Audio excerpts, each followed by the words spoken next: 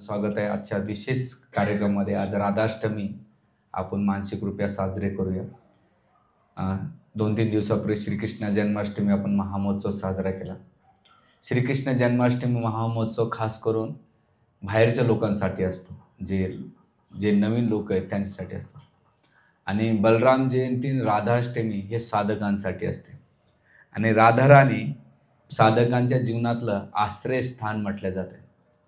जोपर्यंत राधाराणीची कृपा होत नाही तोपर्यंत भगवंत आपल्याला स्वीकार करत नाही.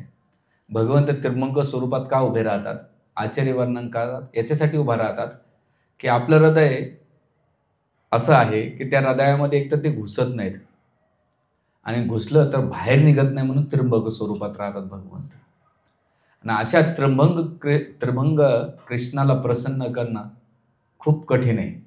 सहजासहजी भगवान कृष्ण प्रसन्न नाही होत. त्यांना प्रसन्न करायचं असेल तर आपल्या राधाराणीचा आश्रय घ्यावा लागतो. म्हणून कोणत्याही शब्दाच्या पुढे स्त्री असो का पुरुष असो त्याच्या पहिले श्री लावल्या जाते. श्रीमती आणि श्रीमान. श्री कोण आहे तर आचार्य 2 वर्णन करतात. एक श्री म्हणजे लक्ष्मी आणि श्री म्हणजे राधाराणी. शिलप्रभुपादांचं नाव आहे शिल. तुम्ही हा शब्द ऐकला असेल. प्रभुपाद ह्या शब्दाचा अर्थ आहे प्रभुपादांच्या चरण, आपलं भगवंताचे चरण कमल धारण केले. आणि शिल ह्या शब्दाचा अर्थ आहे श्री म्हणजे राधाराणी आणि ल म्हणजे त्यांच्या लीलेमध्ये तल्लीन असलेले. त्यामुळं जगभरात कुठे तुम्हाला शिल नाव शब्द ऐकायला भेटत नाही, कोणाच्या पुढे लावला जात नाही. केवळ इस्कॉनचे जे फाउंडर आचार्य आहेत, His Divine Grace Shri Bhaktivedanta Swami Srila Prabhupada आणि भक्तिसिद्धांत ठाकूर महाराज, म्हणजे काही आचार्यांनाच लावलं जातं शिल. वर्तमान आचार्यांना पण जे गुरुवर्ग आहे त्यांना पण शिल लावलं जात नाही.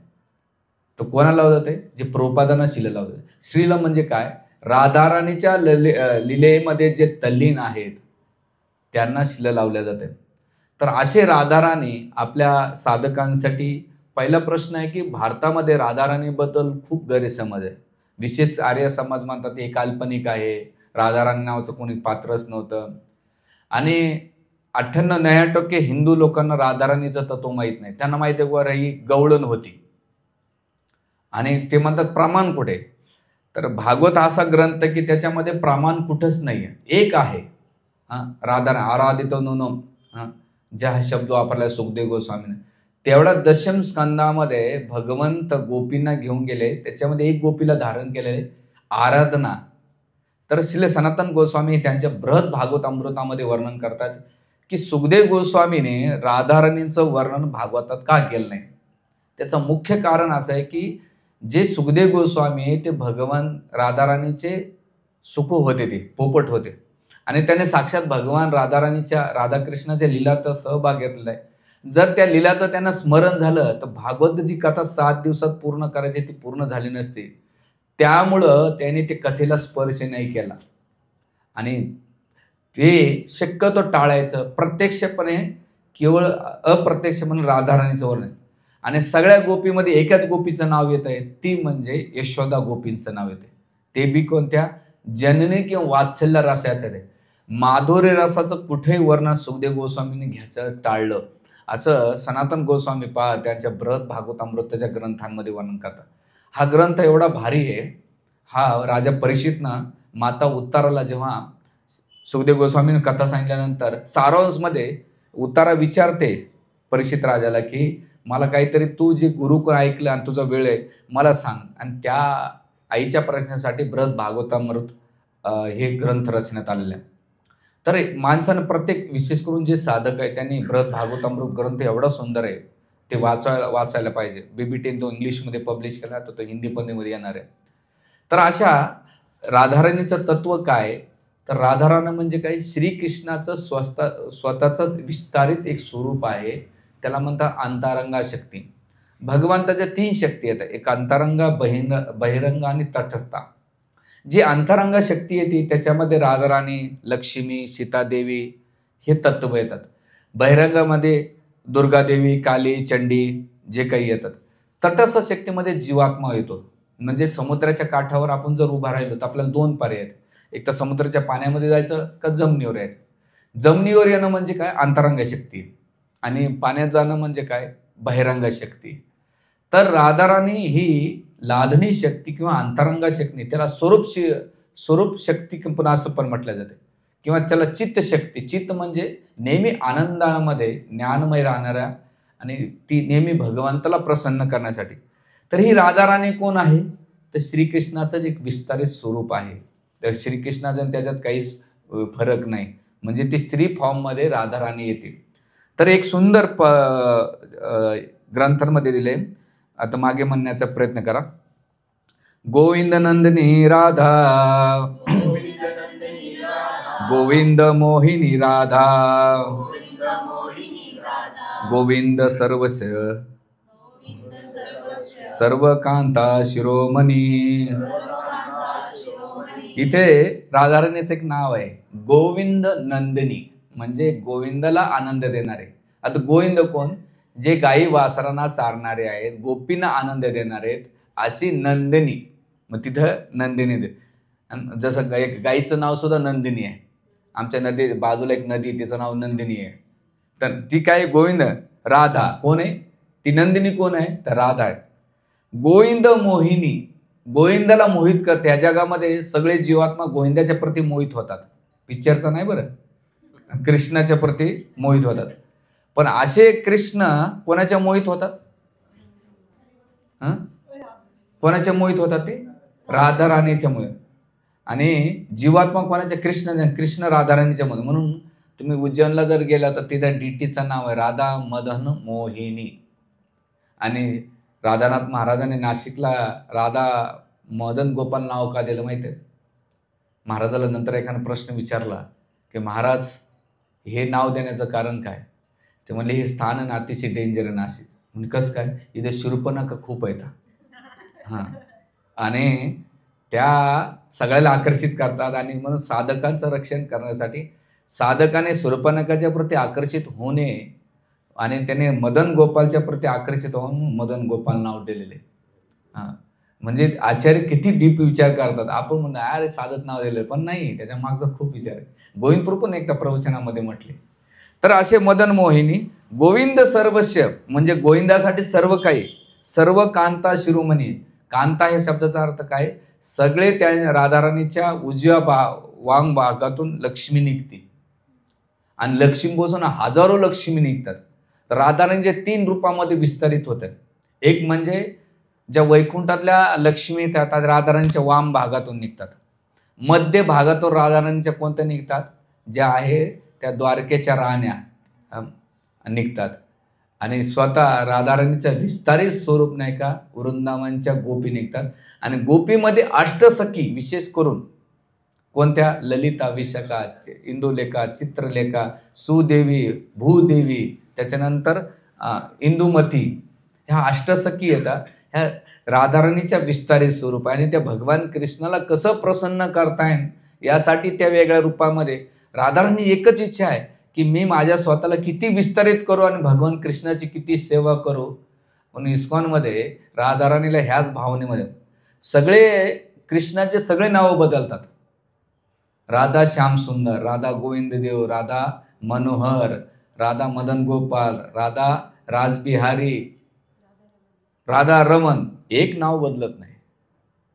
राधा का, भगवंताचं नाव. राधा ह्या शब्दाचा अर्थ नेहमी भगवान कृष्णाच्या आराधनेमध्ये राहते आणि तिला ते पद सोडायचं ना, म्हणून राधाराणी नाव फिक्स राहते. तुम्ही याचा कधी विचार केला का, राधाराणी का? आणि म्हणून सुखदेव गोस्वामी आराधतो नूनम म्हणजे अप्रत्यक्ष राधाराणीचं नाव घेतात. आणि ती राधाराणी काय, आता मागे म्हणण्याचा प्रयत्न करा. देवी कृष्णमयी प्रोक्ता, राधिका परदेवता, सर्व लक्ष्मीमयी सर्व कांता समोनी कांती समोहिनी परा.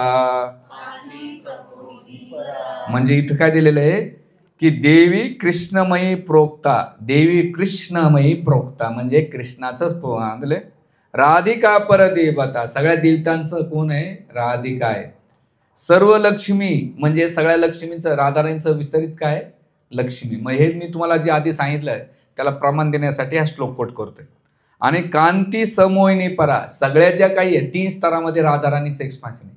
वैकुंठात लक्ष्मी, द्वारकातल्या राण्या, त्याला मनीषी पण म्हटल्या जाते, आणि वृंदावनच्या गोपी, आणि गोपीमधल्या कोणत्या, ज्या माधुर्य रसातल्या, आणि माधुर्य रसातल्या मध्ये विशेष परकी रसातल्या राधाराणी. आता परमपूज्य राधा गोविंद महाराजाला एकाने प्रश्न विचारला होता की आम्ही राधाराणीचं कुठं नाव वर्णन ऐकलेलं नाही, आणि विशेष करून भागवताच्या ग्रंथानुसार तुम्ही भागवताला मानता, आम्ही भागवत, तर रुक्मिणी सत्यभामाचं वर्णन आहे. तुमच्या कोणत्याही इस्कॉन मंदिरामध्ये रुक्मिणीला किंवा सत्यभामाचं विग्रह नाही, राधाराणीचं का आहे, हा प्रश्न विचारला. तर राधागोविंद महाराज म्हणतात की भले सीतादेवीचं किंवा रुक्मिणीचं पाहिजे टर्म्स आणि कंडिशन होत्या. जर भगवान रामचंद्राने धनुष्यबाण उचलला नसता तर जनक महाराजांनी सीतेला दिलं असतं का? सीता आली असती का मर्यादा सोडून? कारण त्या टायमाला मर्यादाचं खूप होतं. आजकाल एवढं आपण लव्ह मॅरेजला कोण देतं का? एवढं नाही देत. आज बी एवढं नाही. त्या टायमाला की सीता झालं असतं का? Terms condition. रुक्मिणी तिथं होती, मी हरण केलं म्हणून मी आले रुक्मिणी. पण ह्या दोन्ही सामाजिक बांधिलकीचं टर्म्स आणि कंडिशन न ठेवता राधाराणी ह्या कोण्या गोष्टीचा विचार नाही केला.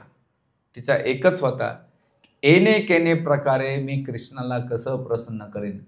आणि म्हणून राधाराणी ही आराधनेमध्ये 2 गोष्टीसाठी इस्कॉनमध्ये राधाराणी दिले जाते. एक म्हणजे की राधाराणी सांगते की माझं जीवन सगळं कृष्णाच्या सेवेत आहे, आणि तुम्ही जे साधक माझी भक्ती करतायत, तुमच्या साधकांचा एकच ध्येय आहे की तुम्ही कृष्णाची सेवा केली पाहिजे. म्हणून अशा मुद्रेमध्ये ते उभे राहते राधाराणी. तुम्ही राधा श्यामसुंदर पहा किंवा राधा माधव पहा किंवा राधा मदन गोपाल पहा, नेहमी ह्याच पोचमध्ये राहते. आणि दुसरं ते म्हणते की तुमचं नाव रेकमेंड मीच करणार आहे. म्हणून अशा अवस्थेसाठी राधाराणीचं दिलेले. आणि म्हणून इथे सांगितलेलं आहे, जगत मोहे कृष्ण तारा मोहिनी अतेव समस्तर पर ठाकुरानी, सगळ्यांची दिलेले. तर इथे राधापूर्ण शक्ती, कृष्णपूर्ण शक्तिमान, दुई वस्तू भेदनाई शास्त्र प्रमाण. म्हणजे जसं दुधातून नाही का तुम्ही सफेद काढू शकत नाही, चंद्रातून नाही का त्याचं किरण सूर्यातून किरण वेगळं करू शकत नाही, अग्नीतला उष्णता वेगळी करू शकत नाही, तसं भगवान कृष्ण आणि राधाराणीला तुम्ही वेगळं करू शकत नाही. 2 शक्ती आणि शक्तिमान, जसं सूर्य आणि सूर्यप्रकाश एकच आहे, तसं राधाराणी कोण आहे? कृष्णाची ती शक्ती आहे, कृष्ण कोण आहे? शक्तिमान आहे. हे आपल्याला समजणं महत्वाचं आहे.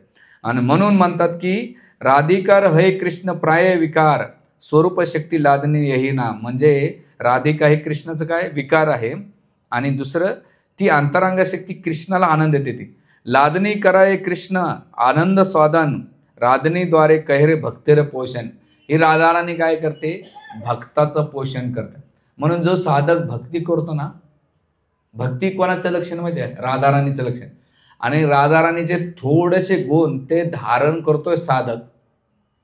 म्हणजे त्याला भक्ती वाढवायची असेल, राधाराणी ती भक्ती देवी आहे, आणि तिचा आश्रय घेतला, तिची कृपा झालं तर तुम्हाला भक्ती भेटणार, आणि भक्तीद्वारे भगवंत भेटते. तिला तुम्ही आकर्षित केलं तर ती तुम्हाला आकर्षित करून भगवंताकडे. आणि म्हणून भक्ती ह्या शब्दाचा अर्थ महाराज या बुक्समध्ये देतात की भक्तीचा अंश म्हणजे राधाराणी. इनडायरेक्ट राधाराणी भक्ती म्हणजे काय? सेवा करणं कोणाची? भगवंताची. तसंच भक्ती राधाराणी आपल्याला हे शिकवते, म्हणून इथं हे दिलेले. तर आता हे राधाराणीचं तत्व एवढं खूप याच्यावर वेगळा एपिसोड होईल. तर अशा राधाराणीचा जन्म कसा आहे आणि तिनं संपूर्ण जीवन आपल्या कसं भगवंताची सेवे झाले. तर राधाराणीच्या बद्दल जो गैरसमज आहे आपल्या भारतामध्ये, विशेष करून हिंदूंमध्ये किंवा बाहेरच्या ह्याच्यामध्ये कोणी काही बोलतंय. म्हणून आजचं मी जे प्रवचन देणार आहे ते पद्मपुराण, ब्रह्मवैवर्त पुराण आणि स्कंद पुराणाच्या काही रेफरन्स आधी हे जे घेतलेले, याच्यामध्ये राधाराणीचा जन्म, राधाराणीच्या लीला, याच्या राधाराणीचे तत्व, राधाराणीचा विवाह याच्या संदर्भात सगळं वर्णन आज आपण थोडक्यात जेवढं शक्य आहे ते पाहण्याचा प्रयत्न करूया. तर याची कथा येते पद्मपुराणामध्ये की महाभानू नावाचे एक राजा होते, आणि ह्या महाभानू राजाला 5 पुत्र होते. त्यांचं नाव आहे आता चंद्रभानू, रत्नभानू, वृषभानू, सुभानू आणि प्रतिभानू. आता याच्यामध्ये या 5 भावामध्ये जे प्रमुख होते, अतिशय नम्र, आत्मसंयमी आणि नेहमी भगवान हरीचे अनन्य भक्त असलेले वृषभानू महाराज. आणि वृषभानू हे कोण होते? तर आचार्य सांगतात, ग्रंथकार सांगतात की सूर्यदेवा हे त्यांचं अभिन्न स्वरूप होतं. सूर्यदेवाला वाटायचं की भगवान कृष्ण आपलं भगवान हरीची त्यांनी खूप आराधना केली आणि एवढी कठोर तपस्या आराधना केल्यानंतर भगवान हरी प्रसन्न झाले. तर त्यावेळेस ते म्हटले की मला अशी पुत्री पाहिजे जी लक्ष्मीसारखी सुंदर, मला पुत्री प्राप्त पाहिजे. तर भगवंत म्हटले लक्ष्मीसारखी दुसरी कोण नाही बाबा, लक्ष्मीच आहे. आणि मग भगवंत म्हटले तुझी इच्छा पूर्ण होईल. आणि ते सूर्यदेव पुढच्या याच्यामध्ये वृषभानू महाराजांच्या रूपामध्ये अवतरित झाले. आणि झाल्यानंतर इथे हे राजा वृषभानू भगवान हरीचे प्रसन्न करण्यासाठी त्याने हजारो शेकडो राजसूयज्ञ केले. कारण राजा होते, दान धर्म करायचे, गाईचं दान करायचे, यज्ञ करायचे, हवन करायचे. आणि हे केल्यानंतर तिथे ऐश्वर्यशाली आणि त्याच्याच बाजूला एक राज्य होतं विंदू नावाचं, आणि त्यांच्या पत्नीचं नाव होतं मुखारा. आणि ह्या मुखारांच्या प्रती ह्या दोघा पती पत्नीच्या प्रती 5 पुत्र आहे, भद्रकीर्ती, चंद्रकीर्ती, महाकीर्ती, महाबल आणि श्रीदामा. हे 5 पुत्र आणि 3 कन्या, भानुमुद्रा, कीर्तिमती आणि कीर्तिदा. विशेष करून तिला कलावती पण म्हटले जाते. तर ही जी कीर्तिदा आहे, जी विंद महाराजांची अतिशय प्रिय आणि सुंदर कन्या होती. आणि मग ती जेव्हा तारुण्यात आल्यानंतर जे विंदू महाराज आहेत, विंद राजा आहेत, त्यांचे जे महाभानू आहे त्यांचे पुत्र वृषभानू महाराज आणि इकडे विंदू राजाची कन्या, या दोघांचा विवाह होतो. आणि विवाह झाल्यानंतर कीर्ती सुंदरी यांनी रावळ ह्या ठिकाणी, जे वृंदावनच्या 20-25 किलोमीटर ह्या ठिकाणी त्यांचं राज्य वसलेलं होतं. आणि मग त्यांच्या नित्य नियमानं 3च गोष्टी असे, मोठमोठे यज्ञ करणे, गाईचं दान करणं, ब्राह्मणाला भोजन अर्पण करणं आणि श्रीहरीच्या भक्तीमध्ये तल्लीन होऊन भक्तीमध्ये रमणीय होणं. असे खूप वर्षे झाल्यानंतर त्यांना पुत्र संतान नव्हती, म्हणून त्यांच्या जीवनात नेहमी दुःख असायचं. त्यांना असं वाटायचं की आपल्याला एवढं संपत्ती आहे, पण याच्यातून हे संपत्ती नसल्यामुळं आपल्याला पुत्र नाही आहे किंवा पुत्री नाही. मग काय करायचं? तर त्यावेळेस कीर्तिदा सुंदरी एक जे ऋषी होते, कृतुर ऋषी, त्यांच्याकडे गेले आणि त्याने म्हटले की आम्हाला पुत्र प्राप्ती पाहिजे. तर ते म्हटले तुम्ही कात्यायनीची उपासना करा, जी कात्यायनी देवी तुमची इच्छा पूर्ण करेन. आणि मग ह्या कृती सुंदरी यांनी कात्यायनी देवीची आराधना केली. जी कात्यायनी देवी कुठे आहे? गोवर्धन पर्वताच्या बाजूला. त्यावेळेस परमपूज्य राधानाथ महाराजांची जी यात्रा चाललेली आहे ती गोवर्धनला चालली 7 दिवसाची. तर तिथं कात्यायनी देवीचं मंदिर आहे आणि त्याने खूप वर्षे तिची आराधना केल्यानंतर कात्यायनी देवी प्रसन्न झाल्यानंतर ते म्हटले की काहीतरी वरदान मागा. म्हटले की देवी तुमच्या कृपेने सगळं काही आहे, पण तू किरंतू आलं. तर ते म्हटले की एकच आहे की आमच्या जीवनात संतती नसल्यामुळे आम्हाला एक संतती द्या. तर त्यावेळेस कात्यायनी थोडे स्मित हास्य करते की तुम्ही साक्षात भगवंताचे अनन्य भक्त आहेत, भगवंतात तुमच्या बाबतीत काहीतरी एक वेगळी योजना केलेली आहे, काळजी करू नका, तुम्हाला एक सुंदर कन्या लवकरच प्राप्त होईल. आणि मग केल्यानंतर त्यांच्या त्या विधीमध्ये त्रुटीमध्ये थोडीशी विधीमध्ये त्रुटी दिसली होती. मग गेल्यानंतर त्यावेळेस जे ऋषी होते, कृती ऋषी, त्यांनी विचारलं की ऋषीला जाऊन विचारलं ही जी त्रुटी आहे ती कशी भरून काढली पाहिजे. तर ते म्हणतात की हरिनाम विना वत्स कर्ण सुदेते जायते तस्मात श्रेयकार राजन हरी नाम अनुकीर्तनम ग्रहणम हरिनमामी यथक्रम विंदती. ते म्हणतात की कोणतीही त्रुटी राहिली कोणत्या कार्यामध्ये, कर्मकांडामध्ये किंवा धार्मिक क्रियामध्ये, तर ते म्हणतात हरिनाम विना वत्स, म्हणजे हरिनाम विना जर वत्स केलं तर सगळं निरर्थक आहे. पण हरिनाम विना वत्स कर्ण शुद्धीती ज्या येते, ज्या दिवशी तुम्ही भगवंताच्या नावाचा जप करतात, हरिनाम जप करता, हरे कृष्ण कृष्ण कृष्ण हरे हरे, हरे राम राम राम हरे, ते काय होते? ते कर्ण शुद्ध होतात. आणि डोळ्याची शुद्धी कशाने होते? ते म्हणजे डोळ्याची शुद्धी भगवंताचं दर्शन होतात. ब्राह्मण म्हणतो लावा डोळ्याला पाणी, पण कोणतं पाणी? बुवा घे नळ्याचं किंवा घे याचं नाही, ते म्हणतात डोळ्याची शुद्धी भगवंताचं रूप पाण्यामध्ये होते, अशी नाही शुद्धी होत. आपण नुसतं किती पाणी लावून किती डोळ्याला एक तर चिपडं निघतं, बाकी काही निघणार नाही. तर शुद्धी, डोळ्याची शुद्धी काय, कानाची शुद्धी हरिनाम ऐकण्यानं, डोळ्याची शुद्धी भगवंताचं रूप पाहण्यानं, आणि मुखाची शुद्धी कशानं, भगवंताचं नाव करणे. ते म्हणतात तस्मात श्रेकर राजन हरिनाम कीर्तन. अरे हरीचं अनुकीर्तन केलं, नाम कीर्तन केलं तो ग्रहण हरिनाम यथाक्रम विंदती, त्याचं जीवन धन्य होत आहे आणि त्याचं वंदन केलं जातं. म्हणून ती त्रुटी काढ. आणि मग ते म्हणतात कृतमुनी म्हणतात की शाक्तो वा वैष्णव वापी शैरे सैव एवच गाणपत्य लभते कर्णशुद्धी नाम अनुकीर्तन. जरी याच्यापैकी तुम्ही कोणी शाक्त असेल, कोणी वैष्णव असेल, सूर्यदेवाची उपासना करणार असेल, तेव्हा महादेवाची शैवाची उपासना करणार असेल, किंवा गाणपत्य लभते कर्णशुद्धी, हे एवढे करीत असताना जर त्याच्यामध्ये हरिनाम नसेल, अशुद्धी आहे. पण हे सगळं करून जर तुम्ही काय करतात, हरि कीर्तन करतात, तर तुमची शुद्धी होते. म्हणून बघा, कोणत्याही देवताची आरती केली, तुम्ही गणपतीची आरती म्हणा, दुर्गादेवीची आरती म्हणा, किंवा सत्यनारायण घाला का नवचंडी घाला किंवा सप्तपूजा घाला, शेवटी महामंत्र आणून सोडतात. ते कोणतं, अच्युतम केशव राम नारायण, पुन्हा हरे राम राम राम हरे हरे कृष्ण कृष्ण कृष्ण हरे हरे हरे राम डबल मंत्र, हरकत नाही. का बरं आणून सोडतात माहिती का? ते म्हणतात की ह्या सगळ्या पूजामध्ये त्रुटी राहिली आणि परिपूर्ण होणार नाही. जेव्हा तुम्ही हरिनाम अनुकीर्तन करता तेव्हा ती परिपूर्णता होईल, तोपर्यंत होणार नाही, हे तर दिलेलं आहे. आणि मग त्यावेळेस बऱ्याच दिवस झाल्यानंतर त्यांनी ते कीर्तन केलं आणि त्या कीर्तनामुळे राधाराणी त्यांच्याकडे प्रगट होण्याचं वर्णन येतंय. कसं होतंय? आचार्य म्हणतात की भगवंताला आकर्षित करायचं असेल किंवा राधाराणी आकर्षित करायचं असेल तर ते एक सूत्र देतात. भले कात्यायनीची उपासना केली, पण कृतमुनीने त्यांना ते का सांगितलं, त्याचं कारण असं आहे की तुम्ही ज्यांना धारण करणार आहेत तर त्यांना पुकारलं तर ते तुमच्याकडे येते ना. तुम्ही दुसऱ्याला पुकारता, दुसऱ्याची वर्शिप करता आणि म्हणतात की मला हे पाहू दे. आता एक संस्था आहे, ते कृष्ण भक्त स्वतःला म्हणतात पण ओम नमः शिवायचा जप करतात, आणि त्यांचे जे गुरु आहे ते कृष्णाचा अवतार मानतात.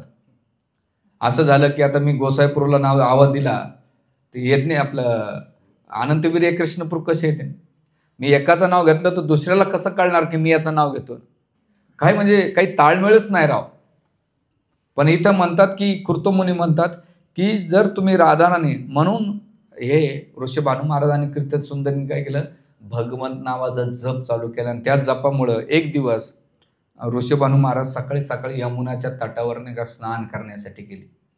आणि स्नान करीत असताना तिथं सकाळचा प्रातः संध्या करीत असताना त्यावेळेस एक स्वर्ण कमळ असलेली, हजारो पंखळ्या असलेल्या, त्याच्यावर एक स्वर्णमयी कांती असलेली सौमोहिनी एक कन्या पाहिलं. जसं पाहिलं तिचं तेजस्वी प्रकाश पाहून ऋषभानू महाराज अचंबित झाले, डोळे त्यांचे दिपू लागले की एवढी सोन्यासारखी. म्हणून राधेला सांगले, हे तप्त कांचन गौरांगी राधे वृंदावनेश्वरी.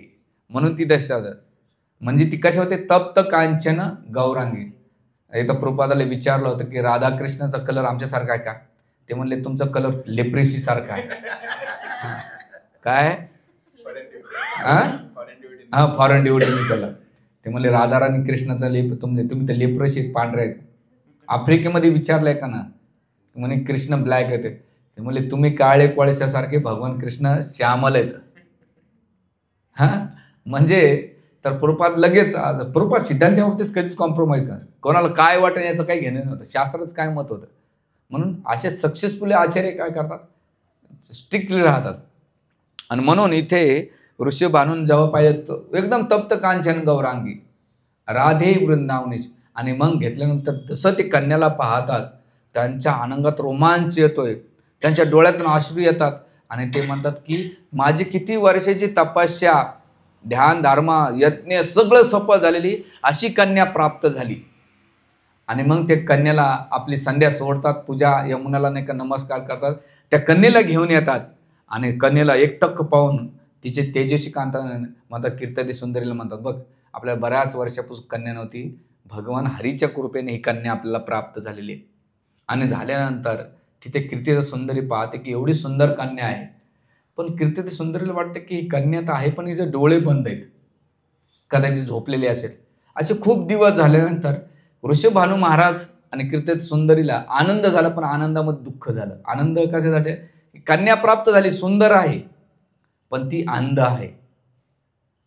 अंध असल्यामुळे ती दुःखी अवस्था झाल्यानंतर बरेच विचार करू लागले.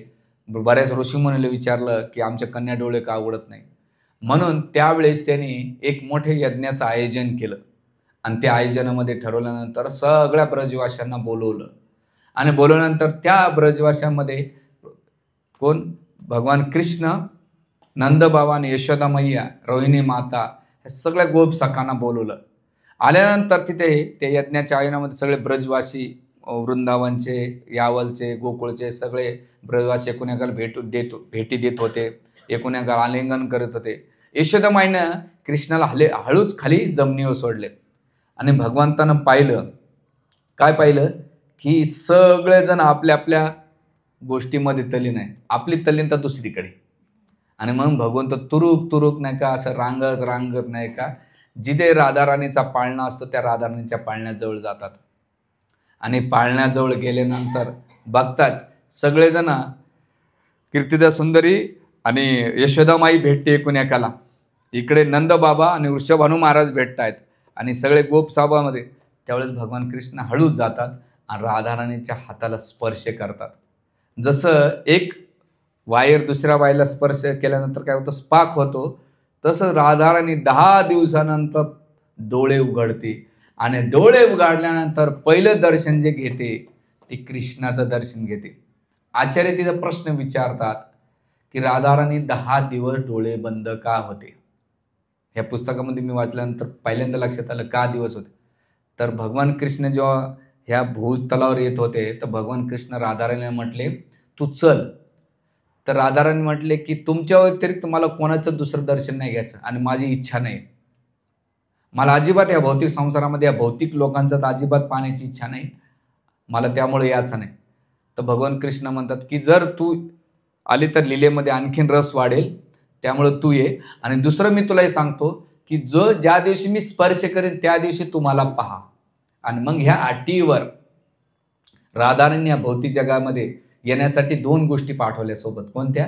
गोवर्धन पर्वत आणि यमुना आणि वृंदावन, ह्या 3 गोष्टीमुळे राधाराणी आली. आणि आल्यानंतर जसं स्पर्श झाल्यानंतर राधाराणीने 10 दिवसानंतर या जगातलं पहिलं दर्शन घेतलं. ते कोणाचं घेतलं? राधाराणीचं आपलं कृष्णाचं दर्शन घेतलं. भक्त सांगतात आपल्या प्रवचनामध्ये की व्यक्तीनं डोळ्याची परिपूर्णता ही असली पाहिजे की राधाराणीच्या पदचिन्हावर आपण भगवान कृष्णाच्या दर्शनाच्या व्यतिरिक्त काही नाही पाहिलं पाहिजे. जसं जसं शक्य आहे तसं. जसं मी नेहमी सांगत असतो, ते एका प्रवचनामध्ये तुम्हाला खूप वेळा ऐकलं असेल तुम्ही की ते वृंदावनमध्ये आपले एक भक्त होते आणि ज्या ब्रजवाशांच्या घरी थांबले ते, तर त्या कन्या रोज ब्लँकेट घेऊन या रूममधून त्या रूममध्ये जायचे. खूप दिवस झाल्यानंतर 2-3 दिवस झाल्यानंतर त्या भक्ताने विचारलं, लाली इधर आ जा. बोले क्या है? सुबह सुबह एक ब्लैंकेट लेके रूम में जाते हो? तो बोले मैया ने कहा है कि जब भी सुबह उठते हो तो पहिले लाला जी का दर्शन करना, लाला लाली का दर्शन करना, बाद में दूसरों को करना. म्हणजे सकाळी उठल्यानंतर कोणाचं दर्शन घेतलं पाहिजे? भगवंताचं. त्या दिवसापासून ते ब्रह्मचारी, ते भक्त रोज भगवंताचा फोटो रात्री झोपताना सकाळी उठताना पहिले पाहतात. तसंच ही डोळ्याची परिपूर्ण. आणि मग जसं डोळे उघडले राधाराणीने, तर इकडे ती बातमी आगीसारखी पसरते की राधाराणीनं डोळे उघडले. आणि मग ऋषभानू महाराज कीर्ती सुंदरी त्या आयोजनामध्ये आणखीन आनंद होतो. एवढा आनंद होतो की काही कल्पनाच नाही. आणि असं झाल्यानंतर तो उत्सवामध्ये आणखीन रंग भरतो. आणि हे झाल्यानंतर तिथे पौर्णमासी तिथे म्हणतात की ही जी तुमची कन्या आहे ती कोणी? साक्षात लक्ष्मी आहे. आणि राधाराणी हसते की सगळ्या लक्ष्मी कोणापासून? माझ्यापासून झाले. आणि पौर्णमासी काय सांगते की हीच कोण आहे? लक्ष्मीचं रूप आहे. आणि दुसरं तिथे ब्रह्म, शिव, इंद्र, मरुद्गण, वरद आदी देवता येऊन त्यांच्या चरणकमळाची पूजा करतात. आणि मग हे झाल्यानंतर भगवान कृष्ण झाल्यानंतर, तो लीला झाल्यानंतर त्यांना आनंद होतो आणि कृष्ण गोकुळमध्ये निघून जातात. आणि इकडे कृत्यदा सुंदरी आणि वृषभानुमारत तिचं पालन पोषण करीत असतात. त्यावेळेस 7 महिन्याची जेव्हा राधाराणी होती, किती महिन्याची? 7 होती. तर 7 महिन्याची झाल्यानंतर तिथं अन्नप्राशन करण्याच्या विधी ठेवतात आणि ते या अन्नप्राशन विधीमध्ये यज्ञ आयोजन केला जातो. आणि मग ते यज्ञामध्ये सगळे लगेच पुन्हा ब्रजवासन आणि त्याच्यामध्ये कोण येते? कृष्ण येतात, यशोदा मैया येते, नंद बाबा येतात, तर सगळे गोकुळवासी येतात. झाल्यानंतर तिथं मोठा भोज आयोजन केला जातो आणि मग सगळे ज्या कितीदा सुंदरी स्त्रियांना वाढत असते भोजन, ऋषी भानू महाराज पुरुषांना वाढत असतात, भगवान कृष्ण इकडे खात असतात. आणि भगवान कृष्ण खात असताना इथं अन्नप्राशनाचा विधी राहिला होता. पहिले यजमान आणि पाहुण्याला खाऊ घालायचं काम चालू होतं आणि मग हे सगळं भोजन प्रसाद अर्पण केल्यानंतर मग अन्नप्राशनाचा विधी करायचा. तर इथं राधाराणी काय करते? रांगत रांगत येते आणि ज्या ठिकाणी कृष्ण खात असतात प्रसाद, त्या ठिकाणी राधाराणी येते आणि कृष्णाच्या ताटातून पहिला कृष्णाचं उच्छिष्ट खाते. काय खाते? कोणाचं? कृष्णाचं उच्छिष्ट. आणि एक नाही, आणि कृष्ण बघतात की माझा वाटेकरी आलेला आहे. आणि मग तिनं राधाराणी ते खाल्यानंतर जेव्हा कृती सुंदरी बघते की अन्नप्राशन करायच्या पहिलेच्या कन्येनं कृष्णाचं उच्छिष्ट खाल्लेलं आहे, म्हणजे काय झालंय? अन्नप्राशन झालंय.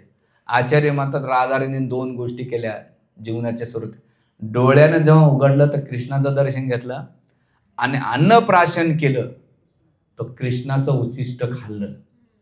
म्हणून ती आराधना लहानपणापासून ती करते. जेव्हा मी पहिल्यांदा वाचलं हे, म्हणलं यार काय? आचार्य सांगतात 7 महिन्यामध्ये बालकांना, कन्या जी असते 7 महिन्यानंतर तिला अन्नप्राशन केलं पाहिजे आणि मुलाला 5.5 महिन्यानंतर केलं पाहिजे. आमच्याकडे 4 महिन्यातच घेऊन येतात, महाराज खाऊ घाला. आता याला काय खाऊ घालायचं? आणि लोक असे बहादर आहेत की आम्हाला नाही का खाऊ घातलं की नंतर म्हणतात या महाराज. नाही, कन्या असते ती 7 महिन्यानंतर खाऊ घालावं आणि जे मुलगा असो तो 5.5 महिने किंवा 6 महिन्याचा ॲटलिस्ट त्याला म्हणजे ते दिलं पाहिजे. तांदळाची पेज किंवा मूग डाळीची पेज दिलं पाहिजे. असं तो विषय नाही वेगळा. आणि मग त्यावेळेस हळूहळू अन्नप्राशन उत्सव झाल्यानंतर ते म्हणतात आता उत्सव करायची काय गरज आहे? राधाराणीचं कोणाचं उष्टीत खाल्लं? कृष्णाचं खाल्लंय. ऑलरेडी अन्नप्राशन झालं आणि राधाराणी स्वतःच करून घेतलं. कारण राधाराणीला वाटलं की अन्न कोणाचं खाऊ घालते माहीत नाही आणि मला जे अन्न खायचं ते कोणाचं खायचं? कृष्णाचं खायचं. आणि म्हणून हे दोघं जसं दुधापासून सफेद वेगळं करू शकत नाही, सूर्यापासून त्याचे किरण किंवा त्याची उष्णता वेगळी करू शकत नाही, चंद्रापासून त्याचं शीतलता वेगळी करू शकत नाही, तसं राधा कृष्णापासून राधाला तुम्ही वेगळं करू शकत नाही. या लीलेतून आपण समजू शकतो. आणि म्हणून अशा प्रकारे इथे राधाराणीचे यज्ञ झाल्यानंतर हळूहळू एक दिवस राधाराणी तेव्हा थोडीशी मोठी होती. किती मोठी होती? 3-4 वर्षाची होती. आणि मग त्याबरोबर त्यांच्या ज्या सख्या असतात राधाराणी, हळूहळू ती राधाराणीचं वय वाढतंय आणि वाढल्यानंतर तिच्या 7-8 सख्या असतात. एक ललिता, विशाखा, चित्रा, इंदुलेखा, चंपकलता, तुंगभद्रा, रंगदेवी आणि सुदेवी, ह्या अष्टसखी राधाराणी सोबत होत्या. ते एक दिवस दुर्वासा मुनी आले आणि दुर्वासा मुनी आल्यानंतर सगळ्या ज्या गोपी होत्या त्या पळून गेल्या. राधाराणी एकटीच राहिली. राधाराणी एकटी राहिल्यानंतर जसं दुर्वासा मुनी राधाराणीचं सौंदर्य पाहतात, तप्त कांचन गौरंग पाहतात आणि एवढे मोहित जातात की ते एकटक्क राधाराणीकडे पाहतात. त्यांना असं वाटतं की साक्षात हजारो लक्ष्मीचा तेजस्वीपणा राधाराणीमध्ये दिसतोय. आणि गेल्यानंतर ते राधाराणीला म्हणतात, राधाराणी जाते म्हणते की नमस्कार करते, आदर सत्कार करते आणि म्हणतात की हे ऋषीवर मी तुमची काय सेवा करू? तर ऋषीवर म्हणतात की मला तुझ्या हातची खीर खायची इच्छा आहे. काय खायची इच्छा आहे? खीर खायची.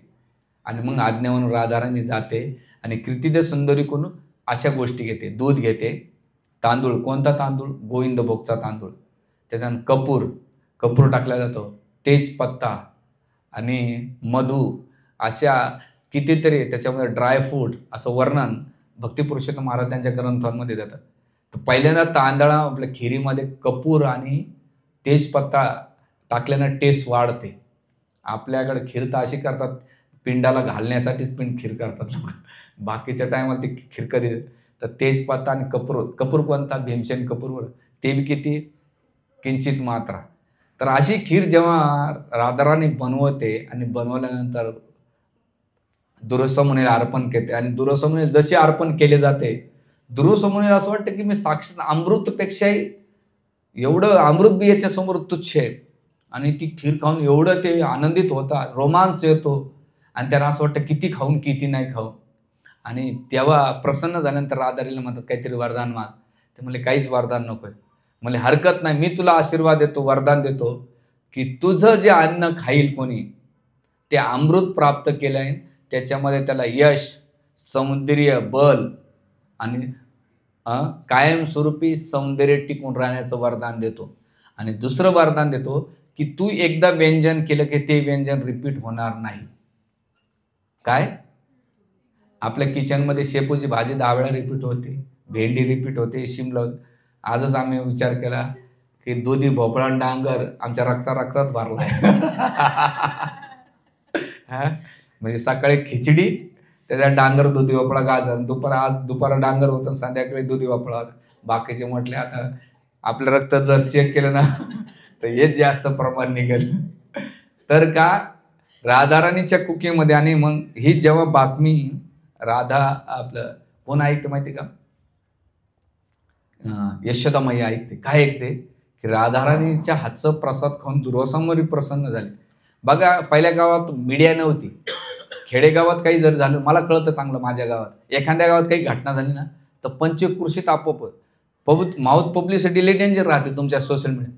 आता ह्या जो नरसिंह अवतार पिक्चर तुम्ही पाहिला आहे, तो कशामुळे उठला माहिती आहे का तुम्हाला? लोकांच्या माउथ पब्लिसिटीमध्ये. एखादा थिएटर येऊन मला सांग ना, काय पिक्चर नव्हता, खराब होता, अर्धा करोड तर तिकडूनच वापस जाईल. पण माउथ पब्लिसिटी. आणि एखाद्या बाईला सांगायचं, बाई कोणाला सांगू नको तू, तू ही गोष्ट सांगू नको, तर काय होईल? अख्ख्या गावाला सांगितल्या जाते. म्हणजे किती जोरात वायफाय असेल, 5G ने 6G स्पीडमध्ये असते. तसं ती बातमी जेव्हा कळाली कोणाला? यशोदा मैयाला. यशोदा मैयाला वाटलं की राधाराणीने कुकिंग करावं तर माझ्या कृष्णासाठी करावं. कारण कृष्णा जेव्हा खाईल तर त्याच्यामध्ये त्याचं सौंदर्य वाढेल, बल वाढेल, समृद्धी वाढेल, यश वाढेल. आणि हे वरदान दुर्वासा मुनीने दिले. तर मग गेल्यानंतर एक दिवस यशोदामाई राधाराणीला बोलून घेते आणि राधाराणीला म्हणते, अगं राधे, तू काय कर, माझ्या कृष्णात स्वयंपाक कर.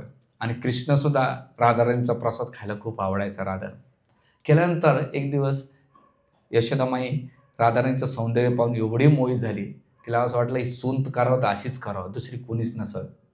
आणि त्या भावनेमध्ये तिने हळद घेतली आणि राधाराणीच्या हाताला आणि गालाला हळद लावून दिली. केल्यानंतर हळद लावल्यानंतर बाहेर आले, ते भाण्यातून बाहेर आल्यानंतर तिला असं वाटलं, अरे मी काही चुकीचं तर मोठी गोष्ट केली. ह्या कन्याच्या मातापित्याला मी काही बोलले नाही, काही नाही. हे रोज कृष्णासाठी काहीतरी प्रसाद कुकिंग करण्यासाठी यायचे, तर मी हळद लावून बसली. इकडे राधाराणी सुद्धा तिला पहिल्यांदा आनंद वाटलं, पण इथे माझ्या मातापित्याने दोन्ही परिवारांना लग्न न म्हणता हळद लावली तर लोक काय म्हणते, वृंदावनचे विशेष करून बरसाण्याचे काय म्हणते. आणि मग ह्या चिंताग्रस्त झाल्यानंतर हळद तर लागली गालाना हाताला. तर म्हणून ती मान गडावून आपलं जे श्रीजी मंदिर आहे राधाराणीच्या, त्या मंदिराच्या खाली येते. तिथे कुंड असतो, त्या कुंडामध्ये जाते आणि लोकांना लपून छपून ती आपले हात गाल धुते. आणि जसं हात धुतल्यानंतर तिचा जो कलर आहे त्याला पिली पोखर म्हटलं जाते, त्या कुंडाचं नाव. आणि कुंडाचं पाहिल्यानंतर तिथं सगळं ते पाणी आज बी पिली पोखर नावानं फेमस आहे. आणि सगळ्या त्यानंतर काही ब्रजभाषेने ती दृश्य पाहिलं. कसं पाहिलं की हिला हळद लावली कोण, हिचं लग्न कोणाशी जमलं, ही बातमी वाऱ्यासारखी सगळ्या वृंदावनमध्ये आणि बरसाण्यामध्ये पसरून जाते. आणि जेव्हा ही बातमी कोणाला कळते, कीर्तिदा सुंदरी आणि वृषभानू महाराजाला कळते, त्यांना एवढा आनंद होतो की यशोदामाईनं आमच्या कन्येला सून म्हणून स्वीकारलेला आहे. तर ते हा जो लग्नाचा प्रस्ताव स्वीकार करतात आणि भरपूर माणिक मोत्याच्या नाही का, मोठ्या मोठ्या टोकऱ्या भरून नाही का, आणि त्यासोबत स्वीट देऊन नाही का, ह्या जे संबंध आहे लग्नाचा जो निरोप आहे ते पाठवून देतात. आणि जसं अचानक यशोदामाई आणि नंदबाबा बघतात की हे काय आलंय, त्यावेळेस यशोदामाई विचार करते की लग्नाचा जो प्रस्ताव आहे कृष्णासारखा जावई त्यांनी स्वीकारलेला आहे, त्यांना पण आनंद होतो. आणि कृष्णाला बातमी सांगितल्यानंतर कृष्ण थोडे हास्य नाटक करतात. पहिले तर चेहरा बारीक करतात, पुन्हा आतून आनंद होतो की अरे माझं जे पाहिजे ते झालं. झाल्यानंतर इथे नंदबाबा म्हणतात की आपल्या खजिनामध्ये अजिबात धन नाहीये, संपत्ती नाही, आणि आपण आता जे वधू पक्ष आहे त्याला काहीतरी याच्या बदल्यामध्ये भरपूर व्यंजन आणि भरपूर धान्य, आपलं धान्य म्हणजे धनसंपत्ती दिली पाहिजे, की त्यांना पण आपल्याला कळायला पाहिजे की आम्ही हे जे लग्नाचं रिश्त्याला काय म्हणतात, नातेसंबंध स्वीकारलेला आहे. आणि मग करायचं तर काय, तर आपलं यशोदामाई आणि नंदबाबा चिंताग्रस्त होत्या. त्यावेळेस कृष्णाने पाहिलं की का बरं चिंताग्रस्त, ते म्हणते की लग्नाचा प्रस्ताव आहे आणि आपल्याला भरपूर धान्य माणिक मोते हिरे द्यायचे, पण आपल्याकडं तेवढं कोठारामध्ये नाहीये. तर भगवंत म्हणजे काळजी कशाला करतायत. ते म्हणतात राधानंद दिलेले जे माणिक मोते तेवढेसे मला द्या. म्हणजे काय करतो तू, ते म्हणतात मी ह्या वृंदावनची जी शेती त्याच्यामध्ये पेरतो आणि त्याच्यातून आपल्याला नाही का माणिक मोते प्राप्त होते. ते म्हणजे काय वेडा आहेस का काय, आतापर्यंत कुठं आलं नाही, ते समुद्रात भेटतात. नाही म्हणले द्या तुम्ही. मग याला काय घालशील, म्हणे गाईचं दूध घालतो मी आणि त्याची मी शेती करणार. सगळ्यांना म्हणा हरे कृष्णा हरे कृष्णा कृष्णा कृष्णा हरे हरे, हरे राम राम राम हरे. लीलेमध्ये तल्लीन चालले तुम्ही. तर काय घालणार, दूध घालणार. मग म्हणले ठीक आहे. राधाराणी म्हणले काही येडापण आहे. आणि त्यावेळेस कृष्ण माणिक मोती पेरतात आणि पेरल्यानंतर काही काळानंतर झाडं येतात आणि त्याला खूप माणिक मोती येतात. आणि एवढे माणिक मोती येतात तर यशोदामाई विचार करते, अचंबित होते, हे कृष्ण काहीतरी अद्भुतच आहे बुवा. आणि मग टोपल्याच्या टोपले भरतात आणि टोपले भरून भरून नाही का तिकडे एवढं भरून देतात की त्यांनी कृतिदा सुंदरी आणि वृषभानू महाराज सुद्धा विचार करतात किती यांच्याकडे धनसंपत्ती. म्हणजे कृष्णाला दाखवायचं होतं की मी तुमच्या 4 पटीने श्रीमंत, यासाठी एवढं धनसंपत्ती पाठवून दिली. म्हणजे तुमचा जावई जो कोणी तो काय साधारण नाही, गवळा नाही. आणि मिठाई किती दिली, अशा बैलगाड्याच्या भरूभरू दिल्यात. आचार्य वर्णन करतात की एवढं स्वीट पाठवून दिलं, एवढं धनसंपत्ती पाठवून दिली की वृषभानू महाराजाला ठेवायला जागा नव्हती, एवढं पाठवून दिलं. आणि मग दिल्यानंतर त्यावेळेस इथे राहिल्या साहिलेले जे माणिक मोती होते करायचं काय. कृष्ण म्हणले आपल्या 9 लाख गायी आहे ना, आज पण सगळ्या गायीला नाही का गळ्यात माणिकाच्या आणि मोत्यांच्या माळा घालायच्या. म्हणजे ए टू झेड गायीला आपल्याला पाहायला सुद्धा भेटत नाही. आम्ही मंदिरात नाही का त्या मुंबईच्या मोती मार्केटमध्ये घेऊन येत होतो. आम्ही एका वर्षी घेऊन आलो, दुसऱ्या वर्षी तर त्याचा कलर उडून गेला. नंतर काय करायचं, गळ्यात घालायचं, देवाच्या घालायचं, हात पण भगवंत गाईला सुद्धा घातले. बरं गाईला बी नाही, वासराला भगवंताने काय केलं, गायींच्या पायाला गळ्याला जिथं लागत तिथं हार घातले. एवढं सोनं माणिक मोती होते. आता भगवंताची ही बुद्धी ऐश्वर्य. आणि असं झाल्यानंतर मोतीचा कुंड झाल्यानंतर त्याला मुक्त कुंड किंवा ह्या नावानं ओळखला जातो. ते आज बी मला एक स्पेशली बरसाण्याची 3 दिवसाची ट्रिप काढायची. तिथं चकसोली हे जे अष्टसखींचे गाव आहेत, भगवंतांनी आजूबाजूला लीला केलेल्या आहेत. तिथं बरसाण्याला आपण काही वृंदावनचे आले की लोकांना 5 दिवसामध्ये सगळं वृंदावन पाहायचं असतंय. म्हणून बरसाना पाहायचं असेल तर 3-4 दिवस. म्हणून एकदा माझी इच्छा आहे की 84 परिक्रमा करायची, 84 कोस. त्याच्यामध्ये सगळं टोटल पाहायला भेटतंय. आणि यावेळेस आपले बरेच भक्त जाणार आहेत नाशिकचे. तर हे दिल्यानंतर महत्त्वाचं की आणि मग त्यावेळेस हे लग्नाचा संबंध होतो. पण पौर्णमासी येते, म्हणते की हा विवाह करण्याचा नाही. आता जर विवाह केला यांचं लग्न जास्त काळ टिकणार नाही. आणि मग पुढे म्हणले की वेळ आल्यानंतर ज्योतिषशास्त्रानुसार काय करू, आपण यांचा विवाह करू. पुढे ते वयात आल्यानंतर भांडेरवनामध्ये त्याचं विवाहाचं वर्णन ब्रह्मवयात पुराणामध्ये केलेले. तर अशा प्रकारे हे जे राधाराणी जे तत्व आहे, सांगायचा मुद्दा असा आहे की कृष्णाला आनंद प्रदान करते. आणि अशा राधाराणीचे जे गुण आहेत आपल्याला समजणं महत्त्वाचं आहे. तर आपण राधाराणीच्या चरणी जी प्रार्थना किंवा ज्या लीला येतात, राधाराणीचं सगळं जीवन ते स्वतःसाठी नसून कृष्णाला आनंद देण्यासाठी, आराधना करण्यासाठी दिलेले. म्हणून आपल्या साधकांसाठी एकच आहे राधाराणी अष्टमीचं काय आपण नेहमी म्हणतो, तप्त कांचन गौरांगिनी राधे वृंदावनेश्वरी वृषभानुसुते देवी प्रणमामी हरी प्रिय. हरीला जी प्रिय असलेली आहे राधाराणी, जेव्हा अशा प्रिय व्यक्तीची आपण आराधना करू तर आपण सुद्धा भगवान कृष्णाला प्रिय होऊ. आणि राधाराणीच्या एक कमीत कमी एक सप्ताह कथा होऊ शकतात एवढ्या राधाराणीचं पास्ट टाईम. मुद्दाम मी आज पुस्तक घेऊन आलो, कारण मी जे काही कथा करतो ते मी असंच हे नाही, भक्ती पुरुषोत्तम महाराजांनी राधाराणी स्पेशल पुस्तक लिहिलं आहे. ए टू झेड सब्जेक्टची मी पुस्तक आणून ठेवलेली आहेत वाचायला. कारण की कोणी उद्या काही विचारलं, बाबा कुठून काय बोलतोय, ते बघ हे रेफरन्ससाठी इथं आहे. तर त्यासाठी आपण नाही का राधाराणीला आता या राधा आणि राधाष्टमीला काय आवडतं, 5 गोष्टी इथं आवडतात. पहिली गोष्ट, राधाराणी निळी साडी घालते. का घालते? श्यामल कृष्णाचं स्मरण व्हावं म्हणून राधाराणी निळी साडी घालते. आणि कृष्ण पितांबर का धारण करतायत? राधाराणी जे तप्त आहे ते घालण्यासाठी.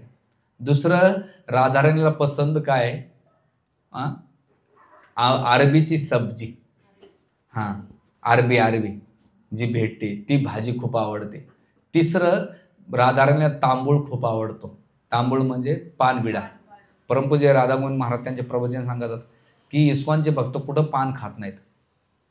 आणि प्रभुपादांनी खूप स्ट्रिक्टली मना केले. पण बरसाण्यामध्ये पान खाल्ल्याचं चालतं, का राधाराणीचं उच्छिष्ट महाप्रसाद भेटतो तिथे. ते बी असं 407 नाही बरं तो. लावाचं चुनाने. तो जो वरती श्रीजी मंदिरात जो भेटतो प्रसाद, तो घेतला पाहिजे. एकदम स्पेशल सत्वगुणात बनवला जातो आणि त्याची टेस्ट म्हटले महाराज म्हटले, विशेष करून ती वेगळीच टेस्ट असते. त्याचे इन्ग्रेडियंट सहजासहजी इथं भेटत नाही. एकदम पारंपरिक भेटते. आजकालचं जे भेटतंय ते लोकांना नशेसाठी भेटलं जातं. पण तिथे ते नशेसाठी नसतो, ते वेगळ्याच प्रकारचं असतं. म्हणून जे असतात, भागवतामध्ये एक ठिकाणी येते की गोपीनं भगवान कृष्णाचं पान उच्छिष्ट खाल्लेलं आहे. पण एका श्लोकामध्ये जेव्हा मी पहिल्यांदा वाचलं, तर भगवान कृष्ण गोपींचं उच्छिष्ट पान खात आहेत.